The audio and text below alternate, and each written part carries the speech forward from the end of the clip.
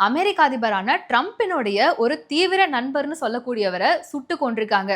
அவர் யாருன்னா Charlie Kirk, ஒரு வலதுசாரி சமூக செயல்பாட்டாளர். இவரு 2018 டர்னிங் பாயிண்ட் யுஎஸ்ஏ அப்படின்னு சொல்லி ஒரு உள்நாட்டு என்ஜிஓவை ஆரம்பிக்கிறாரு. அந்த என்ஜிஓ மூலமா மாணவர்களுக்கு அவர் வலதுசாரி சிந்தனைகளை கொடுத்துட்டு இருந்தாரு. அது மட்டும் இல்லாம 2024 தேர்தலில் கூட குடியரசுக் கட்சிக்கு ஆதரவாகவும் ட்ரம்ப் அவர்களுக்கு ஆதரவாகவும் நிறைய பிரச்சாரங்களை பண்ணாரு. ட்ரம்ப் அவர்கள் அதிபரா ஜெயிச்சதுக்கான ஒரு முக்கிய காரணமாவே இவரை தான் சொல்லப்படுது. அது தொடர்ந்து நேத்து பார்த்தோம் அப்படின்னா யூட்டா மாகாணத்துல இருக்க ஒரு கல்லூரியில உட்கார்ந்து மாணவர்களோட உரையாடல் நடத்திட்டு இருந்திருக்காரு. மாணவர்கள் கேட்கிற கேள்விக்கு இவர் பதில் சொல்வாரு அப்படிங்கிற மாதிரி. அந்த இடத்துல இவரை துப்பாக்கியால சுட்டிருக்காங்க. மருத்துவமனைக்கு கொண்டு போனப்போ இல்ல முன்னாடியே இறந்துட்டாரு அப்படிங்கிற மாதிரி தகவலை சொல்லியிருக்காங்க.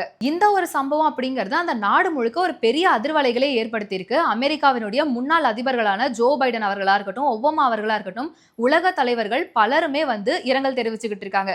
வெள்ளை மாளிகையில இருந்து அமெரிக்காவினுடைய பல இடங்கள்ல தேசிய கொடிய அரைக்கம்பத்துல ஞாயிற்றுக்கிழமை வரைக்கும் பறக்க விட போறோம் அப்படின்ற மாதிரி தெரிவிச்சிருக்காங்க.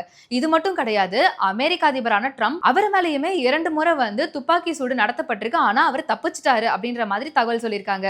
இப்போ இந்த சார்லி கிர்க் அப்படிங்கிறவரை சுட்டு கொன்னதுக்கான முக்கிய காரணம் அப்படின்னு சொல்லப்படுது அவர் வலதுசாரி சப்போர்ட்டரா இருக்காரு அப்படிங்கிறது தான். இப்படி ஒரு மோசமான சம்பவம் நடந்தும் இந்த இடதுசாரியை சேர்ந்தவர்கள் எல்லாருமே ரொம்ப உற்சாகமா கொண்டாடிக்கிட்டு இருக்காங்க. ஒரு விஷயம் தான் புரியல, இடதுசாரியினுடைய சித்தாந்தம் அப்படிங்கறதே சமூக நீதி சமத்துவங்கிறதா. இங்க நம்ம திமுக அரசு சொல்லிக்கிட்டு இருக்காங்களே அந்த மாதிரி. அப்படி பார்த்தா இந்த சமூக நீதி சமத்துவத்தோட பேச்சுரிமை அப்படிங்கிறது உங்களுக்கு வரலையா? ஏன்னா சார்லி அவர்களை எடுத்துக்கிட்டோம் அப்படின்னா அவர் எந்த ஒரு வன்முறையிலும் ஈடுபடல, எதையுமே பண்ணல. ஆனா அவரு இடதுசாரியை எதிர்த்து பேசியிருக்காரு.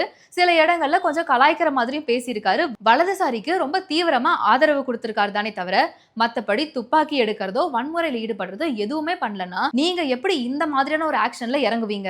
இடதுசாரியா இருந்துகிட்டு சமத்துவம் பேசுற நீங்க ஒரு கொலையை கொண்டாடிக்கிட்டு இருக்கீங்க அப்படிங்கிறப்போ இது என்ன வகையான மனநிலை அப்படின்றத புரிஞ்சுக்கவே முடியல.